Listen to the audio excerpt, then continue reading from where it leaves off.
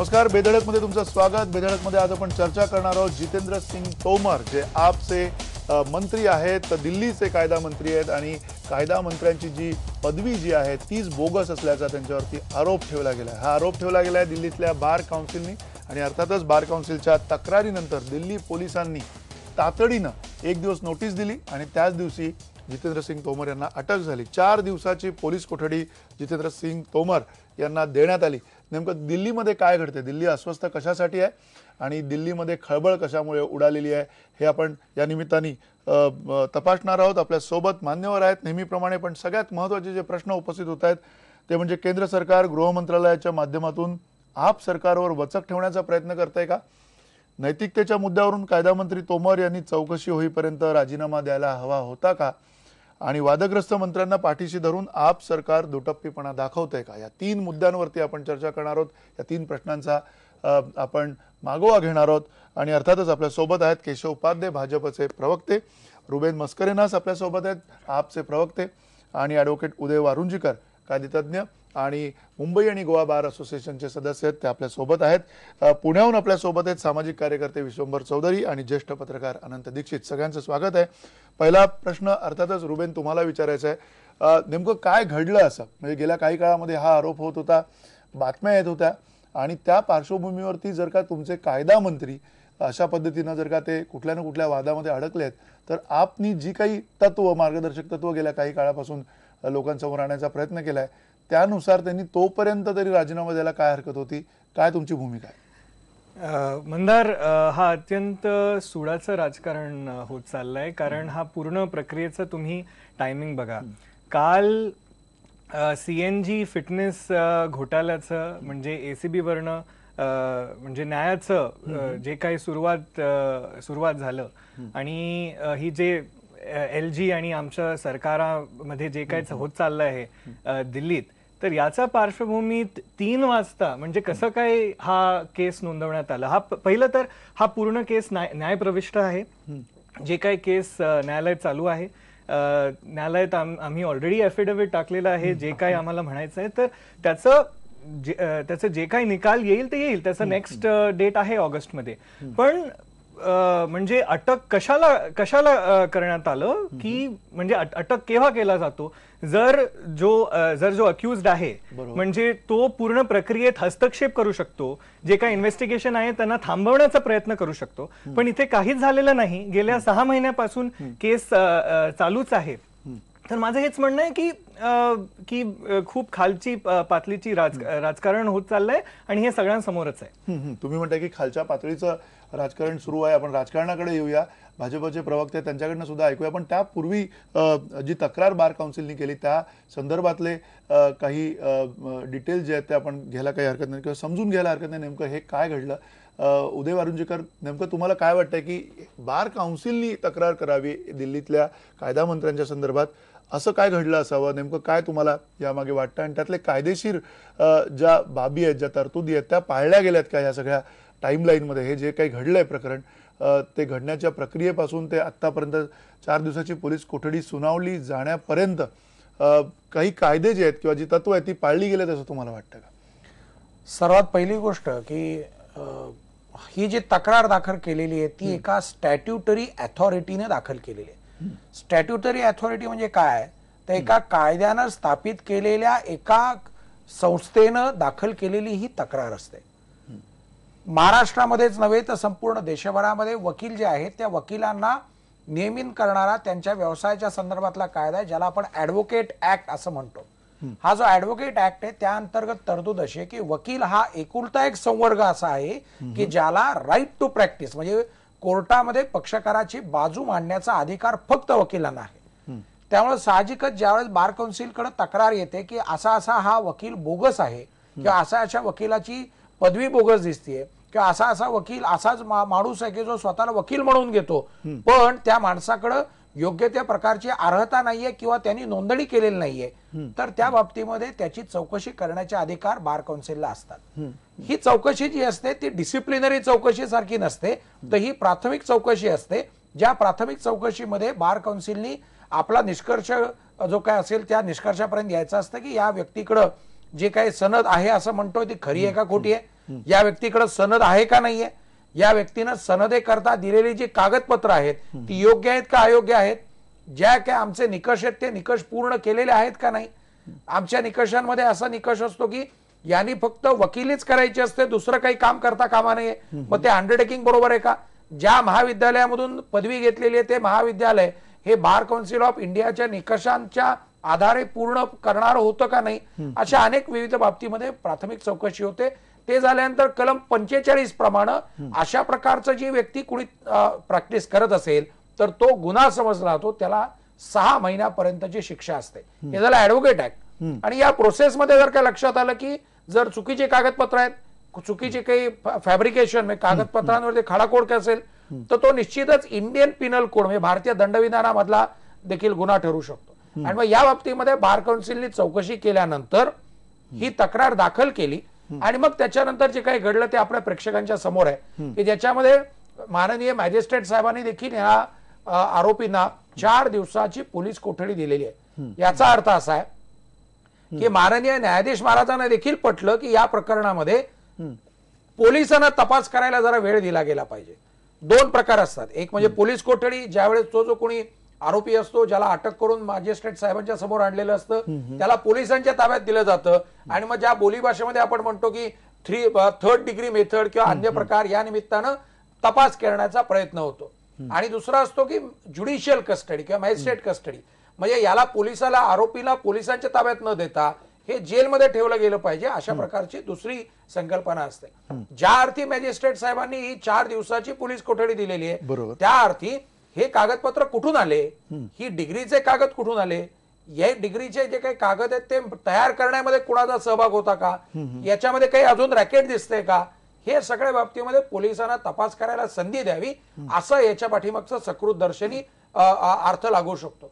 आपण जो विचारलेला प्रश्न होता तो असा की या सगळ्या घटनाक्रमामध्ये काही चुकीचं दिसतंय का, एखाद्या आरोपीला अटक करायची किंवा नाही, एखाद्या संशयिताला आरोपी दाखवायचं का नाही, हे त्या कायद्याच्या त्या प्रकरणाच्या जे काही टप्पा असतो त्याच्याप्रमाणे ठरतं. पुरेसा पुरावा असेल तर त्याप्रमाणे लगेच पुढची कारवाई करणं शक्य असू शकतं.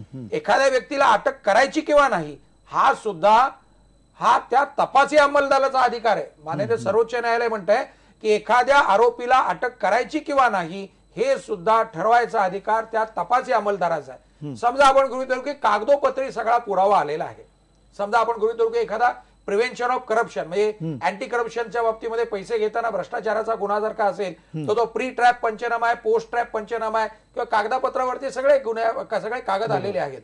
तर असे जे काही प्रकरण असतात त्याच्यामध्ये सर्वसाधारणतः लागत नाही. पण या प्रकरणामध्ये सकृत दर्शनी 4 दिवसाची पोलीस कस्टडी दिली, याचा अर्थ पोलिसांनी या बाबतीमध्ये तपास करावा असं न्यायालयाला वाटलेलं असावं. त्यामुळे सकृत दर्शन तरी मला कायद्याचा विद्यार्थी म्हणून याच्यामध्ये काही फार चुकीचं आहे असं वाटत नाही. नक्की तुम्ही म्हणता की काय चुकीचं आहे असं वाटत नाहीये, पण पुन्हा केशव उपाध्याय तुम्हाला सुद्धा हाच प्रश्न विचारायचा आहे की ज्या तेजीने ज्या स्फूर्तीने हे सगळं हल्लेलं आहे, एकीकडे बार काउन्सिलची नोटीस येते काय आणि पोलीस नोटीस देतात काय आणि लगेच त्यांना अरेस्ट काय होते, या सगळ्यामध्ये कुठेतरी सातत्यानं आपचं जे म्हणणं आहे की सुडबुद्धीने केंद्र सरकार वागत आहे. आणि त्याहीपेक्षा महत्वाचं म्हणजे या सगळ्या पार्श्वभूमीवरती ज्यावेळेला ते उच्च न्यायालयात जातात, उच्च न्यायालय पण म्हटलं की एक प्रकारचा हा फार्स आहे, फार्सिकल सिच्युएशन आहे असं त्यांचं म्हणणं आहे. या सगळ्या याच्यामध्ये नेमकं तुम्हाला वाटतंय का की ही फार्सिकल सिच्युएशन आहे? आणि त्याहीपेक्षा महत्वाचं म्हणजे हे सगळं जे झालं ते इतक्या जलदगतीनं होण्यामागचं काय कारण आहे? नाही, मला एका गोष्टीचं खरंच आश्चर्य वाटतं. म्हणजे आता माननीय वाळुंजकरांनी सगळी परिस्थिती अतिशय स्वच्छ स्पष्ट केली. त्यांनी मगाशी एक शब्दप्रयोग केला होता की या कुठल्याही केसमध्ये अटक करायची की नाही हे करण्याचा अधिकार त्या स्थानिक पोलिसाला तपासी अंमलदाराला असतो, इन्व्हेस्टिगेशन ऑफिसरला असतो. म्हणजे आता मला केंद्र सरकार त्या इन्व्हेस्टिगेशन ऑफिसरला फोन करून सांगतं की म्हणजे इतक्या हास्यास्पद स्तरावरती आपण जाणार आहोत का की बाबा याला अटक कर. म्हणजे अशा पद्धतीचं हास्यास्पद बालिश अनमॅच्युअर विधान जर आपण करणार असू तर मला असं वाटत नाही की त्यामध्ये पहिली गोष्ट हे सातत्याने अनेक वेळा दिसून आलेलं आहे की कशा प्रकारे दुटप्प्याने ढोंगी ही आपची लोक वागतात. गेल्या 4 महिन्यात याची सरकार माझ्याकडे 4 महिने बरोबर आहे, 4 महिने झालेले. प्रत्येक महिन्याला अशा प्रकारचं म्हणजे काम ते करतच नाहीत. खरं म्हणजे केंद्र त्यांना इतकं चांगलं भरभरून बहुमत दिलंय, अशा वेळी खरं तर जनतेची काम करण्यात लक्ष दिलं पाहिजे. पण ते करतात काय, पहिल्या महिन्यात 17 आले, त्यांच्याच पक्षाच्या नेत्याशी भांडले, योगेंद्र यादव, एक मिनिट, आता माझा विषय पूर्ण ठीक आहे, मध्ये ठीक आहे, ठीक आहे, बोला. त्यामुळे योगेंद्र यादवशी भांडले, त्या बिचाऱ्यांना इतके चांगले ग्रस्त, त्यांना काय हे केलं, महाराष्ट्रातल्या शेकडो भोपटकरासहित अनेक चांगल्या कार्यकर्त्यांनी आपचा राजीनामा दिला. दुसऱ्या महिन्यामध्ये गृह मंत्रालयात भांडले, तिसऱ्या महिन्यात पंतप्रधानात भांडले, हे राज्यपालांवर भांडण सुरूच आहे. म्हणजे तिथले जे बेसिक प्रश्नासाठी ज्या जनतेने त्यांना निवडून दिले ते राहिलं बाजूला. बरं, हा प्रश्न हा आज आलाय का? ह्याच्यापूर्वी केजरीवालांनी सांगितलं की मी त्यांची डिग्री बघितली आहे आणि ती मला योग्य वाटते म्हणून ती छान आहे. म्हणजे हे कोणाने ठरवणार आहे? आणि जो न्याय, एकीकडे म्हणायचं की आम्ही आम आदमी आहोत, सामान्य माणसं आहोत, मग सामान्य माणसाला इतकी वेगळी ट्रीटमेंट, म्हणजे मग त्यांची अशी अपेक्षा आहे का की कमिशनर किंवा जो कोण तत्सम अधिकारी आहे त्यांनी छान BMW जगवार गाडी पाठवावी, एक बुके पाठवावा आणि मग बाबा चला येताय का आपण, आम्हाला चौकशी. बरं, ही काही आजची केस नाहीये. त्यांना असं त्या अधिकाऱ्यांनी पण सांगितलंय की वारंवार सांगितलं हे की आम्ही त्यांच्याकडे मागणी केली. बरं, मगाशी यांनी शब्दप्रयोग केला की आधी हा असा माणूस जर अटक तेव्हा करावी लागते, म्हणजे स्वतः आता आपच्याच प्रवक्त्याने तो आरोप केला की कुठल्या तरी चौकशीवरती कुठल्या तरी हस्तक्षेप ते करू शकतात. आता कायदा मंत्री आहे, त्यामुळे स्वाभाविक आहे, त्यामुळे तेवढी पॉवरफुल माणूस आहे. त्यामुळे एक मिनिट रुबेन, एक पूर्ण होत्या. त्यामुळे अशा पद्धतीने खरं म्हणजे या प्रकरणामध्ये केंद्र सरकारचा काही संबंध नाही. उगाच ओढून ताणून स्वतःचं अपयश लपवण्यासाठी दुसऱ्यांकडे बोट दाखव. खरं म्हणजे ज्या नैतिकतेचा टेंभा, नैतिकतेचा दावा हे आपचे लोक वारंवार करत असतात, ते किती ढोंगी आहे. हे पुन्हा एकदा आज ती पदवीच खोटी निघाली ना. बरं, दुसरी एक मिनिट मुद्दा पूर्ण करतो, थोडी गफलत करू नका. जे मगाशी म्हणले की न्याय प्रविष्ट आहे, न्याय प्रविष्ट प्रकरण आहे, ते सिव्हिलचं प्रकरण वेगळं आहे. आज जी केस सुरू आहे ही क्रिमिनलची केस आहे, त्यामुळे दोन वेगळ्या प्रकरण आहेत. ह्याचे इथून आपण मी येतो रुबेन, तुमच्याकडे येतो. मी पण आपले अधिक दोन मान्यवर पाहुणे आहेत आपल्यासोबत. विश्वंभर चौधरी, तुम्हाला पुन्हा हाच अगदी थोडक्यात या सगळ्या घटनेच्या पार्श्वभूमीवर हे मान्य आहे का किंवा हे तुम्हाला असं वाटतंय का की कुठेतरी दिल्लीमध्ये सूडबुद्धीचं राजकारण होतंय? मग केंद्र सरकार आपवरती करत असेल किंवा आप सुद्धा कुठल्या ना कुठल्या तरी माध्यमातून असे मुद्दे काढतात की ज्याच्यामध्ये सारखा सातत्यानं गेले काही काळ जो अजेंडा आहे पोलिसांचा, दिल्लीमधले पोलीस हे केंद्र सरकारच्या ताब्यात आहेत, जे आप सरकारकडे जायला पाहिजे तसं त्यांचं म्हणणं आहे. या मागणीसाठीच हा सगळा अट्टहास सुरू आहे. काय तुम्हाला वाटतं?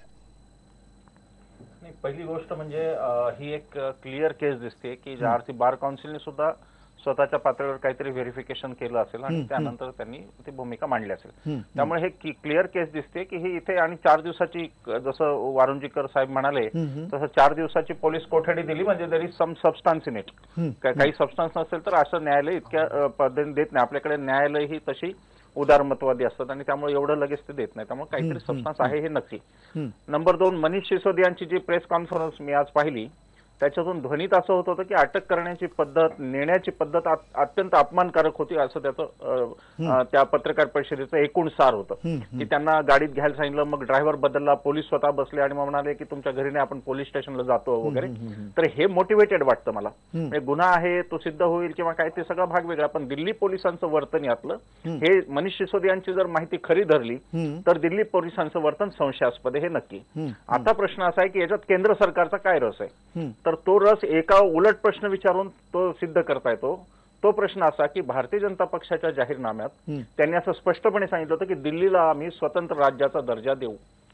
निवडून आल्यानंतर म्हणजे त्यांना वाटत असेल की आपलं सरकार असतं त्यांनी तर ते दिलं असतं, परंतु आल्यानंतर ते का देत नाहीत हा प्रश्न आहे. एका छोट्या राज्याचा मोह का असा मोह आहे की त्याला तुम्ही स्वतंत्र राज्याचा दर्जा देत नाही, त्यांना स्वतंत्र पोलीस देत नाही. नजीब जंग यांचं जे काही चाललेलं वर्तन आहे ते काही एका अधिकाऱ्याचं वर्तन आहे असं नाही म्हणतायत, कारण ते शेवटी तिथे केंद्र सरकारचे प्रतिनिधी आहेत. आणि म्हणून या संघर्षाला ती पण एक किनार आहे जी बऱ्याच दिवसांपासून नजीब गंज आणि अरविंद केजरीवाल यांच्यामध्ये चालली आहे. याचा अर्थ अरविंद केजरीवाल जे काही करतायत त्याला मी अटेस्ट करतोय, त्याला मी सर्टिफाय करतो असं अजिबात नाही. अरविंद केजरीवाल अनेक वेळा थिल्लर प्रकाराने पुढे चाललेले आहेत हे सगळ्यांना दिसत आहे. पण त्याचा अर्थ केंद्राने सुद्धा दिल्लीच्या खरं म्हणजे जनमताचा आदर करायचा की नाही हा प्रश्न आहे. आणि केंद्र सरकार जर म्हणलं की कोणाची पार्टी तुमच्या जाहीरनाम्यात होतं, तुम्ही सब्जेक्ट टू कंडिशन म्हणलं नव्हतं की आमचं सरकार आलं तरच दिल्लीला स्वतंत्र राज्याचा दर्जा हे तुम्ही म्हणलं नव्हतं. केंद्राची जबाबदारी आहे की दिल्लीला स्वतंत्र राज्याचा दर्जा द्यावा, पोलीस त्यांच्या ताब्यात द्यावीत. आज दिल्ली शासनाचं असं आहे की दिल्ली शासन असून नसल्यासारखंच आहे, त्यांना अनेक पॉवर्स त्यांच्याकडे नाहीत. नजीबगंज येऊन प्रत्येक ठिकाणी हस्तक्षेप करतात. अधिकाऱ्यांची बदली, अधिकाऱ्यांच्या नियुक्त्या याच्यामध्ये उपराज्यपालाचा रस काय असावा? खरं म्हणजे त्यांनी सरकारच्या सल्ल्याने काम करावं, परंतु त्यातही ते दिसतंय. तेव्हा दिल्लीच्या सरकारची कोंडी त्याचं कारण एक आहे, ते शेवटचं सांगणार. आणि आज ज्या काही राजकीय शक्ती भारतात आहेत त्यामध्ये मोदींना आव्हान देऊ शकेल अशी फक्त केजरीवाल ही शक्ती भविष्यातली, आज नाही केजरीवालचा तो आवाका, आज केजरीवाल दिल्ली पुरतेच आहेत, पण भविष्यात थ्रेट कोणाला वाटत असेल तर ती कदाचित केजरीवालपासून मोदींना वाटू शकत असेल आणि त्यामुळे कदाचित हे होत असेल असं मला वाटतं. त्यामुळे दोन्ही पक्षांनी त्या आपापल्या बघितलं पाहिजे आणि खरं म्हणजे लोकशाहीला न्याय दिला पाहिजे. हा कलगीतुरा दोघांचाही लोकांना फार आवडत नाही असं मला वाटतं. नक्की तुम्ही जो शब्द वापरलाय कलगीतुरा, त्याच अनुषंगाने पुन्हा अनंत दीक्षित तुम्हाला विचारायचं आहे, कुठेतरी दिल्लीमध्ये एकीकडे आक्रस्ताळेपणा आणि दुसरीकडे दुराग्रहीपणा अशी काही परिस्थिती निर्माण झाली का? दिल्लीमध्ये आणीबाणी सारखी परिस्थिती निर्माण झाली का? कारण कुठे ना कुठे दिल्ली जर राजधानी या देशाची अशा प्रकारे अस्वस्थ असेल तर पूर्ण देशाचं येणाऱ्या काळात काय होईल? कारण या प्रश्नामध्ये सातत्यानं काही ना काही मुद्दे निघतात आणि दिल्ली पुन्हा एकदा प्रकाशात येत आहे आणि हे इतके गंभीर मुद्दे येतात ज्या मुद्द्यांमध्ये खरं तर घटनात्मक सुद्धा पेच निर्माण होण्याची शक्यता आहे.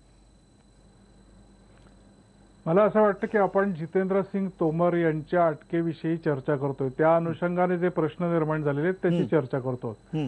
याच्यामध्ये सामान्य माणसाच्या दृष्टीने कायदा, नैतिकता आणि राजकारण हे 3 प्रश्न अडकलेले आहेत. आम आदमी पक्ष म्हणजे भारतातला हा पहिला पक्ष आहे की ज्यांनी पक्षांतर्गत लोकपाल नेमण्याची गोष्ट केली आणि हे आम आदमी पक्षाच्या बद्दल जे काही त्यांच्या बाजूने किंवा त्यांच्या समर्थनार्थ बोलणारे जे कोणी लोक असतील पक्षातले किंवा बाहेरचे, त्यांच्यापैकी कुणीही एक जण आजपर्यंत सांगितलेलं नाही की ती पदवी खरी आहे का खोटी आहे.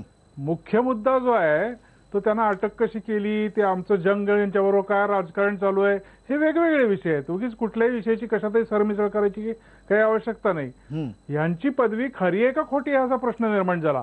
वारुंजीकर माझ्यापेक्षा कदाचित जास्त सांगू शकतील की प्रतिज्ञापत्राचा एक कायदा असतो, फोर्जरीचा एक कायदा असतो.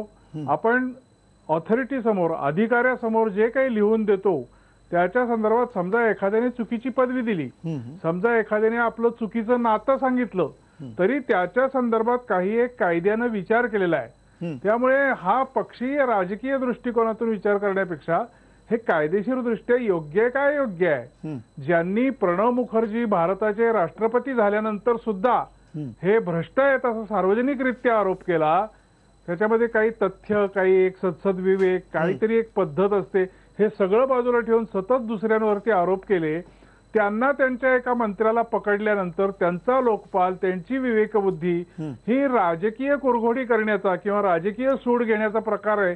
हे एक लक्ष विचलित करण्याचा प्रयत्न आहे असं मला स्वतःला वाटतं. जर समजा तोमर यांची ही पदवी खरी असेल तर आम्ही या कुठल्याही कायदेशीर कारवाईला घाबरत नाही, सत्य शेवटी लोकांच्या समोर येईल अशी भूमिका घ्यायला पाहिजे. त्याच्याऐवजी हे ज्या प्रकारची भूमिका घेतात, अटक कशी केली, अटक कशी केली नाही, हा सगळा तपशिलाचा भाग आहे. दिल्ली आणि केंद्र सरकारचे संबंध हा पूर्ण स्वतंत्र विषय. दिल्ली राज्य करायचं की नाही, उद्या जर समजा एखादा जपानचा कोणीतरी मोठा मंत्री इथे येणार आहे, तो काय दिल्लीच्या मंत्र्याला विचारेल का दिल्लीमध्ये मला काय संरक्षण पाहिजे, कसं पाहिजे? नॅचरली त्याचा एक व्यापक विचार करायला पाहिजे. भाजपने सुद्धा निवडणुकीच्या आश्वासनांच्या भरात येऊन आम्ही हे राज्य करू असं सांगितलं होतं. ते आता त्यांच्या लक्षात आलं असेल. प्रश्न जंग किंवा केजरीवाल यांच्यात काय चाललंय हा प्रश्न नसून ज्या सार्वजनिक शुद्धतेसाठी, ज्या चारित्र्यासाठी, ज्या सार्वजनिक नीतिमत्तेसाठी आपण लढा देतो आहोत आणि लोकांच्या समोर इमानदार लोक आणतो आहोत, अशा प्रकारची भूमिका घेणारा पक्ष आपल्या एका मंत्र्याला अटक झाल्यानंतर जी काय प्रक्रिया असेल ती कायद्यानुसार होईल, सत्य लोकांच्या समोर येईल अशी भूमिका न घेता ते राजकीय शरसंधान एकमेकावरती साधत लोकांचं मूळ प्रश्नावरचं लक्ष विचलित करण्याचा प्रयत्न करतात असं मला वाटतं. नक्की तुम्ही अगदी थेट बोललात की आप असेल किंवा भाजप असेल, दोन्ही पक्ष असतील, विचलित करायचा प्रयत्न करतात लोकांचं लक्ष. नेमकं ते काय विचलित करायचा प्रयत्न करतात तेही आपण बघूया. पण त्याहीपेक्षा महत्वाचा मुद्दा म्हणजे आप या पक्षाने पाठराखण का केली, त्यांच्या कायदेमंत्र्यांची अशा प्रकारे अजूनपर्यंत पाठराखण का केलेली आहे हे सुद्धा आपल्याला त्यांना विचारायला पाहिजे एका छोट्याशा ब्रेक नंतर.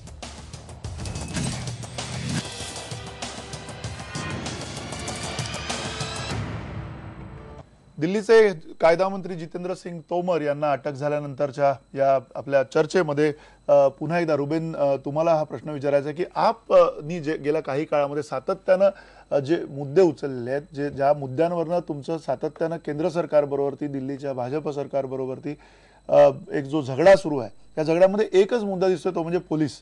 हा मुद्दा सोडून तुम्ही कुठला मुद्दा घेताना दिसत नाही. ह्या मुद्द्यामध्ये सुद्धा तुम्ही सातत्यानं षडयंत्र केलं जात आहे, सुडबुद्धीने राजकारण केलं जात आहे, हे सगळं म्हणताय. तुम्हाला जर जी तत्व आपली सुरुवातीच्या काळामध्ये सगळ्यांसमोर आणलेली आहेत त्यानुसार तुम्हाला त्यांचा राजीनामा घेता येऊ शकत होता आणि तो नंतर निकाल लागल्यानंतर त्यांना परत प्रस्थापित करता येऊ शकत होतं. असं असताना एवढा मोठा वाद ओढवून घेण्याचं काय कारण आहे? नाही बघा, म्हणजे केशवजी म्हणत होते की काम नाही, आम्ही काम करत नाही, मी फक्त असं म्हणजे नौटंकी चाललंय आमचं. असं अजिबात नाही आहे. जे काही काम आहे ते दिल्लीचे लोक बघत आहे. पण मूळचा मुद्दा असा आहे की आमचं भांडण नाही आहे कोणाबरोबर किंवा LG बरोबर, काय वैयक्तिक नाही आहे. मुद्दा असा आहे की दिल्लीचं लोकांचं जनमतांचा आदर केंद्र सरकारने केलं पाहिजे. आम्हाला केंद्र सरकार काम करू देत नाही. LG साहेबांचं प्रत्येक मुद्द्यात त्यांचा हस्तक्षेप आहे. त्यांचा जे ACBचा मुद्दा असो किंवा ते अधिकाराचं नेमणूक करणं, म्हणजे ऍटलिस्ट एखाद्या निवडलेल्या सरकारांकडे हे तरी स्वतंत्रता असलं पाहिजे की कोणत्या अधिकारीला नॉमिनेट करायचं की नाही. ते पहिला मुद्दा. दुसरा मुद्दा म्हणजे काल महाराष्ट्रात भुजबळाविरोधात FIR दर्ज झाली. आज महाराष्ट्रात सुद्धा भाजपचं सरकार आहे. आज भुजबळाचा अटक नाही झालेला आहे. दिल्लीत 3 वाजता रात्री हा FIR नोंदवण्यात आलं. याची अर्जन्सी का होती? मुद्दा नंबर 1. तर कुठेतरी भाजपचं असं दुटप्पपणा चाललाय. ते एक. भाजपचे केंद्रीय राज्यमंत्री निहाल चंद हा रेप अक्युज्ड आहे. हा राजस्थान पोलीसनी राजस्थान सरकारमध्ये त्यांना फरार आहे असं म्हटलंय. ते दिल्लीत येतात, ते संसदमध्ये बसतात, ते त्यांचं कार्यालयात बसतात. त्यांच्या विरोधात काही म्हणजे ऍक्शन घेतलेलं नाही. स्मृती इराणीच्या विरोधात येल युनिव्हर्सिटी, ते USC अमेरिकेच्या युनिव्हर्सिटीचे स्पष्टीकरण आलंय ऑलरेडी. जे काही त्यांचा केस चालू आहे तरी पण त्यांचा अटक नाही केलंय. तर मला काय वाटतं की हे पूर्ण प्रक्रियेचं याचा टायमिंग सस्पेक्ट आहे आणि त्याचा विरोधात आहे. न्यायालयाने दोषी ठरवलं तर काही हरकत नाही. केशव तुम्हाला बऱ्याच प्रश्नांची त्याच्या उत्तर मला अतिशय हास्यास्पद, किती बालिश आपण बोलू शकतो असं आहे की मगाशी तावातून बोलले की दिल्ली सरकार खूप चांगलं काम करते म्हणून मी आता ती बातमीच मुद्दाहून उघडली. पाणी मागणाऱ्या 4 जूनची बातमी आहे. पाणी मागायला आपच्या कार्यालयात गेलं तर त्याला मारहाण केली आणि अतिशय प्रतिष्ठित दैनिकातली बातमी, कुठल्याही टिनपाट दैनिकातली बातमी नाही. पण विषय सोडून द्या, अशाच पद्धतीने काम ते करत असतील. मुद्दा क्रमांक 1. ऐका आता मी बोललो तुमचा अतिशय प्रगल्भ असा ऐकत होतो. हा मुद्दा असा आहे की ही सगळे जे प्रकरण आहे, ह्या सगळ्या प्रकरणामध्ये केस दाखल कोणी केली? त्या दिल्लीच्या बार काउन्सिल दाखल केली. ते तपासणी झाली. त्या युनिव्हर्सिटीने सांगितलं की आमच्याकडे अशा प्रकारचं हे सर्टिफिकेट फेक आहे, हे खोटी आहे डिग्री, हे त्या युनिव्हर्सिटीने सांगितलं. त्याच्यानंतर ती पोलिसांनी कारवाई केली. हे सगळं स्पष्ट, इतकं स्वच्छ आहे. बरं, आम्ही हे भाजपवाले असेल, काँग्रेसवाले तसेच, हे त्यांचं म्हणणं आहे. ठीक आहे ना. अरे पण तुमचा नैतिकतेचा रथ 4 इंच स्वच्छतेचा जो होता तो 4 इंच वर चालतो ना. आणि उलट मानले तर दिल्ली पोलीस आभार मानले पाहिजेत तुम्ही की या निमित्ताने चला पटापट केस मोकळून, जर खरोखर तुम्ही स्वच्छ सचोटी आणि काय जे तुमचे दावे आहेत ते असाल तर पटकन केस सोडून बाहेर येतील. ते तुम्ही करतच नाही आहात आजपर्यंत, आतापर्यंत. म्हणजे त्यांनी दाखवावं ते सर्टिफिकेट. अजूनही ते खरं खोटं सादर करायला तयार नाहीत ना. दिल्लीमध्ये ते सादर केलं गेलं. त्यामुळे काय आणि केजरीवालांनी हलफनामा आहे कोर्टात. केजरीवालांनी हे सांगितलं. मी त्यांचं हे सांगितलं की नाही सांगा. केजरीवाल म्हणजे योगेंद्र राऊतांनी जे 4 महिन्यापूर्वी इश्यू रेस केला होता त्यावेळी सांगण्यात आलं की हो म्हणजे केजरीवालांनी सांगितलं मी त्यांचं सर्टिफिकेट बघितलंय आणि ते मला योग्य वाटलं. म्हणजे केजरीवाल कधीपासून देशाचे सगळे निर्णय करायला लागले. म्हणजे ते मांडलं की ब्रह्मदेवाचे, आता ब्रह्मदेव कदाचित ते सेक्युलर असल्यामुळे त्यांना आवडणार नाही, पण जे काय आहेत ते त्याच्यामुळे अशी कोणती शक्ती की जे त्यांनी म्हणलं की आम्ही हो करेक्ट म्हणायचं असं नसतं. न्यायालयाने आता म्हणजे सांगितलं की ज्या पद्धतीचं सगळं झालंय ते न्यायालयाच्या भाजप सरकारशी काही संबंध नाही.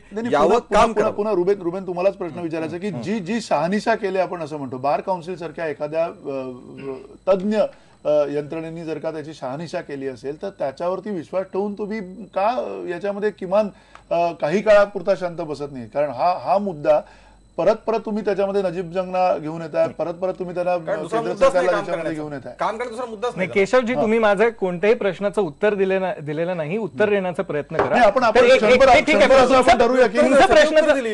नाही, अजिबात नाही. स्मृती इराणीचा मुद्द्यावर, निहाल चंदाच्या मुद्द्यावर सांगू पुन्हा ऐकू, जे जनतेला कळलं, तुम्हाला नसेल कळलं तर पुन्हा सांगतो. मी असं म्हणालो, ठीक आहे तुमच्या दृष्टीने काँग्रेसवाले, भाजपवाले, नाही, नाही, नाही, specific प्रश्न विचारला. नाही,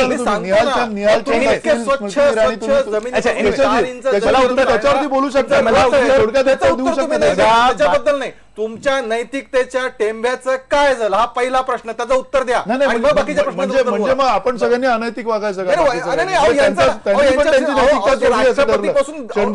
एक मिनिट, स्मृती इराणी कुठल्याही प्रकारची क्रिमिनल केस दाखल नाहीये, पहिली गोष्ट. कुठल्या प्रकारची अशी एन्क्वायरी झालेली नाही. आता ज्या पद्धतीची इन्स्टिट्यूशनल एन्क्वायरी झाली, त्यामुळे अशा प्रकारे आरोप प्रत्यारोप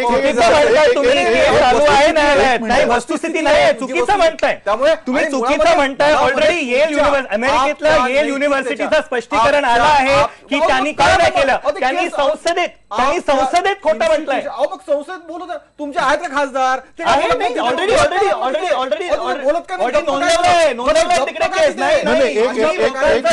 करण्याचा प्रयत्न करताय. मला नाही, अजिबात नाही. नैतिकतेचा ढोंग. एक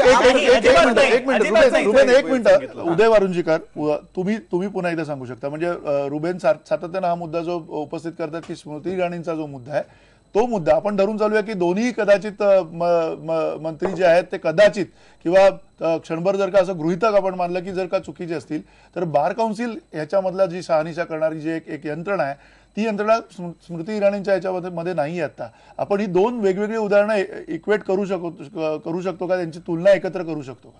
मला असं वाटतं की या दोन वेगवेगळे प्रकरणं आहेत. एका प्रकरणामध्ये जे आता ज्या प्रकरणाची चर्चा झाली आहे, त्या प्रकरणामध्ये एका कायद्यानं स्थापित केलेल्या यंत्रणेमध्ये लोकशाही मार्गानं निवडून गेलेल्या वकिलांच्या प्रतिनिधींनी नेमलेल्या समितीनी ही सगळी प्रक्रिया पूर्ण केली आणि मग तो सकृत दर्शनी हे सर्टिफिकेट चुकीचं आहे, ही सनद चुकीची आहे असं लक्षात आल्याबरोबर पुढे खटला दाखल केला. हा झाला प्रकरण नंबर 1. प्रकरण नंबर 2 की केंद्रीय पातळीवरती असणाऱ्या मंत्र्यांनी माझ्याकडे अमुक अमुक प्रकारची डिग्री आहे असं म्हणणं आणि त्याची शहानिशा करण्याची प्रक्रिया चालू असणं, ही दुसरा टप्पा आहे. पहिली जी केस आहे याच्यामध्ये एक निष्कर्ष झालेला आहे, जो एका कायद्यानं स्थापित केलेल्या यंत्रणेचा निष्कर्ष आहे. त्याच्यामुळे साहजिकच आप हा निष्कर्ष मानताय किंवा नाही? म्हणजे रुबेन, हे तुम्ही सांगू शकता आम्हाला की जर अशा एका तज्ञ यंत्रणेनं अशा प्रकारची शहानिशा केलेली असेल आणि त्यानंतर पोलीस यंत्रणेला तशा प्रकारचा जर का संदेश मिळालेला असेल, पोलीस यंत्रणेने त्या पद्धतीनं त्यांना अटक केलेलं असेल, तर मानायला काय हरकत आहे की ही सगळी प्रक्रिया पूर्ण होईपर्यंत आप सरकार शांत बसू शकतं ना? याच्यावरती इतका मोठा जो आता गजब निर्माण केला गेलेला आहे आणि पूर्ण परत सातत्यानं तोच मुद्दा केंद्र राज्य आणि पूर्ण राज्य हे केलं जात आहे. त्याच्यावरून तुम्हाला असं वाटत नाही का की कुठेतरी हे सातत्यानं तुम्ही मुद्दामून करता? नाही, मला वाटतं हे पूर्ण मुद्द्यावर थोडं स्पष्टीकरण दिलं पाहिजे. पहिलं तर जी बार काउन्सिल होती, बार काउन्सिलची कंप्लेंटवर ऑलरेडी हायकोर्टमध्ये केस चालू आहे. एक, पोलिसांनी आज न्यायालयात म्हटलं की जे काही आज झालं ते बार काउन्सिलच्या कंप्लेंटवर नाही, आधारित नाही आहे. ते ॲडव्होकेट साहेबांनी मगाशी म्हटलं होतं. ते एक मुद्दा. दुसरं, थोडासा याचा पार्श्वभूमी बघूया. बार काउन्सिलनी एका चुकीचा रोल नंबरवर एका चुकीचा रोल नंबरवर त्यांनी आरटीआय केलं, आरटीआयची ऍप्लिकेशन केलं. त्याचा आरटीआयचं रिप्लाय तेच आलं की चुकीच्या नंबरवर जे तुम्ही विचारताय तेच येणार. नाही, ऐका. अरे केशवजी, माझं ऐकून घ्या. ठीक आहे, बोला.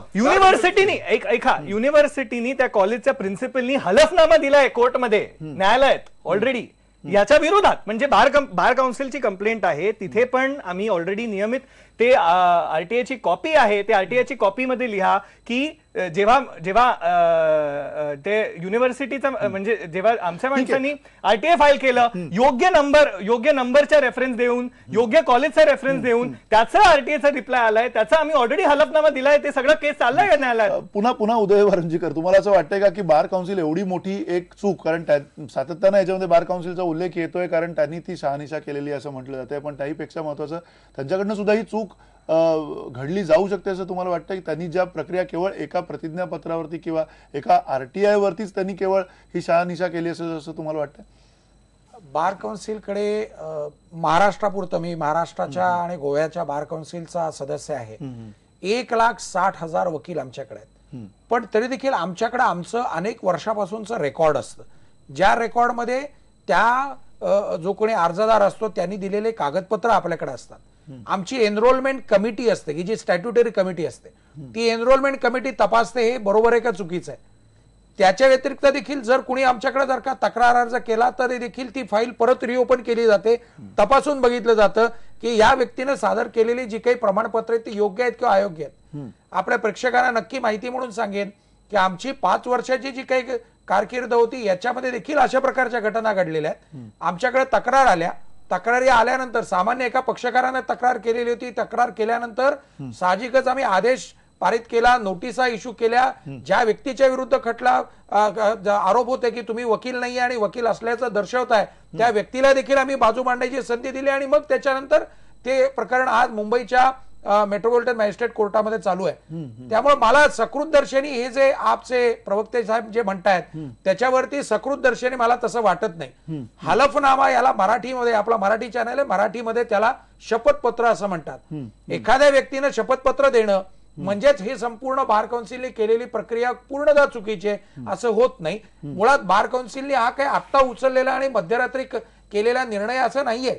ही जी काही प्रिलिमिनरी एन्क्वायरी होती ही बरेच दिवस चाललेली होती. आता उरला फक्त प्रश्न की रात्री 3 वाजता का 5 वाजता किंवा अन्य काही, किंवा यांना गाडीतून उतरवलं का काय, या बाबतीमध्ये वकील म्हणून मी काही सांगू शकणार नाही. कायद्याचा विद्यार्थी म्हणून सांगण्याची माझा त्याच्यामध्ये काही गरज नाहीये. प्रश्न फक्त एवढाच उरतो की हे जे आरोपी आहेत यांना अनेक संधी उपलब्ध होत्या. नोटीस मिळाल्याबरोबर त्यांनी उच्च न्यायालयामध्ये किंवा सर्वोच्च न्यायालयामध्ये जाऊन तिथून स्टे आणणं त्यांना शक्य होतं. अजूनपर्यंत स्टे आलेला नाही हे आपल्या प्रेक्षकांना माहिती म्हणून सांगितलं पाहिजे. ज्यावेळेस यांच्या लक्षात आलं की हा आदेश किंवा ही प्रिलिमिनरी एन्क्वायरी जी काही ती एन्क्वायरी आमच्या विरुद्ध होतीये, त्यावेळेस त्यांना त्याही प्रक्रियेमध्ये लगेच उच्च न्यायालयामध्ये किंवा सर्वोच्च न्यायालयामध्ये जाऊन त्याला स्टे मागणं हे शक्य होतं, ते सुद्धा होऊ शकलं नाही. अटकपूर्व जामीन मागणं शक्य होतं, ते सुद्धा यांनी करून घेतलेलं नाही किंवा त्यांना कदाचित त्याची संधी नव्हती किंवा कुणी त्यांना सल्ला दिलेला नाहीये. त्यामुळे मला तरी असं वाटतं की या सगळ्या प्रक्रियेमध्ये बार काउन्सिलवरती बोट दाखवणं आणि पर्यायानं न्याय यंत्रणेवरती बोट दाखवणं हे मला जरा चुकीचं आहे. हे चुकीच्या उद्दिष्टाने केलेलं कृत्य आहे असं मला वकील म्हणून एकूण परिस्थिती जर बघितली विश्वंभर चौधरी, तर कोण एकमेकांवरती बोट दाखवणं एवढाच प्रकार सुरू आहे. अर्थात याच्यामध्ये बार काउन्सिलची भूमिका आपल्याला यथावकाश कळेल, पण या सगळ्या महत्वाच्या मुद्द्यामध्ये आपचे जे प्रतिनिधी आहेत, आपनी जी भूमिका घेतलेली आहे की जर असे 2 मंत्री, एखादे मंत्री आणखीन एखादे कोणी खासदार भाजपमध्ये असे असतील तर आमचं असं असलं तर काय हरकत आहे वगैरे वगैरे, म्हणजे आपनी त्यांचा जो नैतिकतेचा मुद्दा आहे तो सोडलाय असं म्हणायला जागा आहे या सगळ्या पार्श्वभूमीवर? राजकारणात आता हे एक व्यवच्छेदक लक्षण झालेलं आहे की भला उसकी कमीज मेरे कमीज से सफेद कैसी किंवा गंदी कैसी. त्यामुळे आपचं जे आप ज्या कारणांसाठी आप आलेला आहे ते कारण हे नाही, आणि आप हा वेगळा पक्ष म्हणून लोकही देशातले त्यांच्याकडे बघत होते, ते हे कारण नाही. हेही यांच्यासारखेच निघाले असा तो मुद्दा आहे. नैतिकतेचा जर मगाशी केशव उपाध्ये म्हणाले त्याप्रमाणे नैतिकतेचा मुद्दा होता तर खरोखरच आधीच राजीनामा द्यायला पाहिजे होता. याच्याबद्दल कोणा संशय आला तरी राजीनामा द्यायला पाहिजे.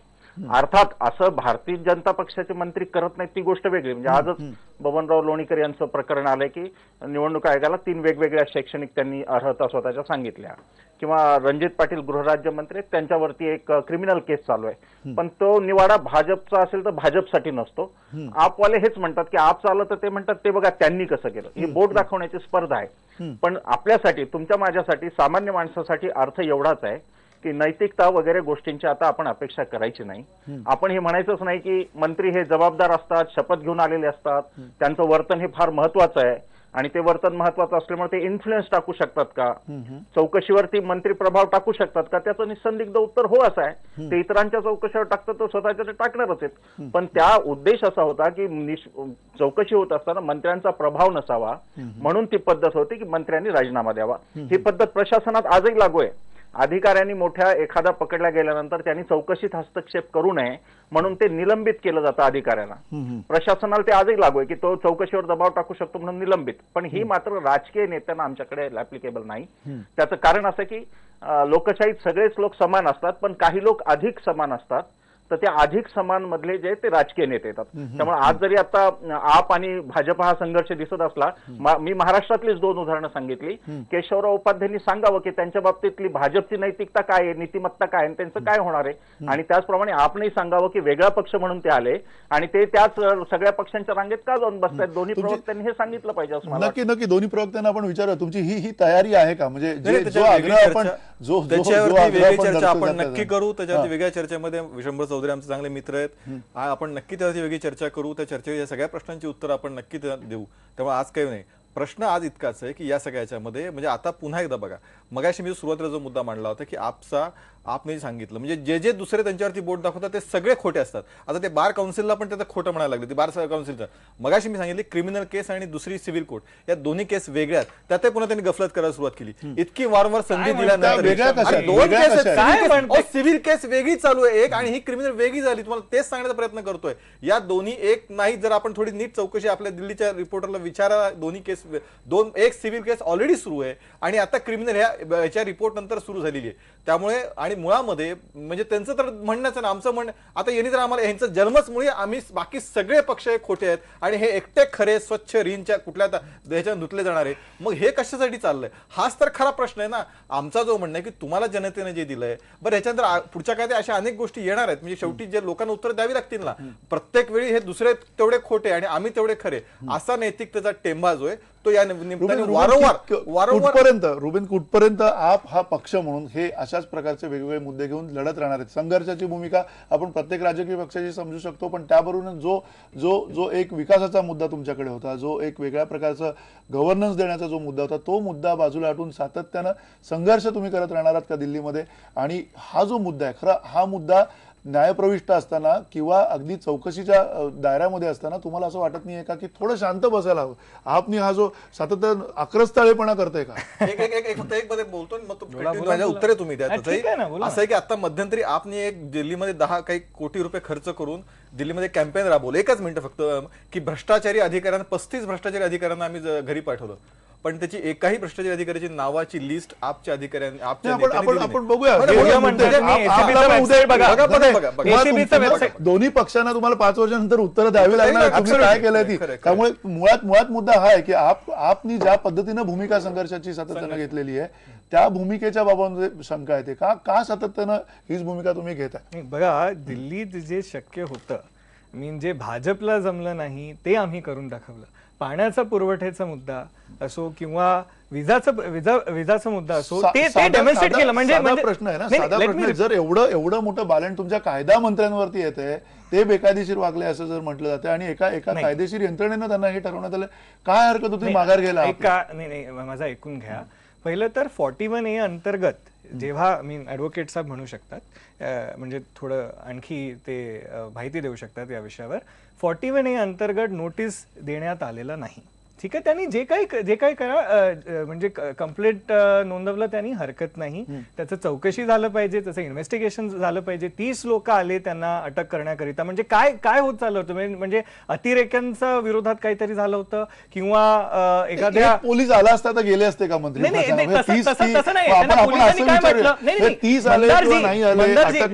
मंदारजी, कुठे काय त्यांचा पोलिसांच्या चौकशीत आम्ही असहयोग केलाय का? असं अजिबात नाही आहे. पोलिसांनी म्हटलं की पहिलं असं नाही सांगितलं की तुमची अटक करण्यात आलोय आम्ही. त्यांनी फक्त म्हटलं की तिकडे पेपर्सचं काहीतरी करायचंय.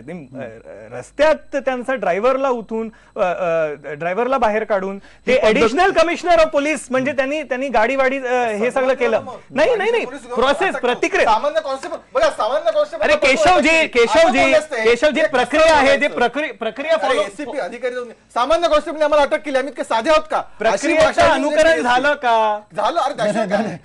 आपण पुन्हा खरं वारुंजीकरांकडे आपण जायला हरकत नाही. कोणी अटक करायला जावं ही सगळी जी प्रक्रिया ती अनेकांना, म्हणजे अगदी गुन्हेगारांना सुद्धा माहिती आहे ती. पण त्याहीपेक्षा अगदी खूप महत्वाचा मूलभूत प्रश्न, वेळ कमी आहे, अनंत दीक्षित, काय या सगळ्या पार्श्वभूमीवरती कुठे तुम्हाला तोडगा मार्ग किंवा असं पुढे काहीतरी जाताना दिसतंय? आप सरकार असेल किंवा दिल्ली सरकार असेल, एकमेकांची अशी ती जी लहानपणी आपण गोष्ट ऐकली होती, एका अरुंद पुलावरनं दोन बकऱ्या ज्या आहेत त्या भांडतात, त्या पद्धतीची ही सगळी सिच्युएशन, एक प्रकारची स्टेलमेट सिच्युएशन दिल्लीमध्ये सातत्यानं संघर्ष होताना दिसतोय. आणि कारणं वेगवेगळी आहेत. मात्र मुद्दे तेच आहेत. मला असं वाटतं की भारतातल्या राजकीय पक्षांना मूळ रोगापेक्षा लक्षणांची चर्चा करायला फार आवडतं. त्याच्यामुळे यांना सगळ्यांना एक असा उन्माद आहे की आम्हाला लोक बहुमत देतात, काम केल्याशिवाय बहुमत देतात काय? लोकशाही फक्त बहुमतावर चालत नाही, कायद्यानुसार सुद्धा चालावी लागते. त्यामुळे जेव्हा आपण बार काउन्सिलच्या पात्रतेविषयी वगैरे वगैरे चर्चा करतो तेव्हा संबंधित न्यायालयाच्या पुढे, न्यायाधीशांच्या पुढे हे प्रकरण आल्यानंतर त्या न्यायाधीशाचा विवेक, त्या न्यायाधीशाची कायद्याची जाण, 100 काय म्हणतात आरोपी सुटले तरी चालतील पण एकही निर्दोष माणसाला शिक्षा होता कामा नये असं आपल्या भारतीय, म्हणून हे अटक झालेली आहे इथपर्यंत वास्तव स्वीकारायला काय हरकत आहे? कदाचित ते उद्या सुटतील सुद्धा.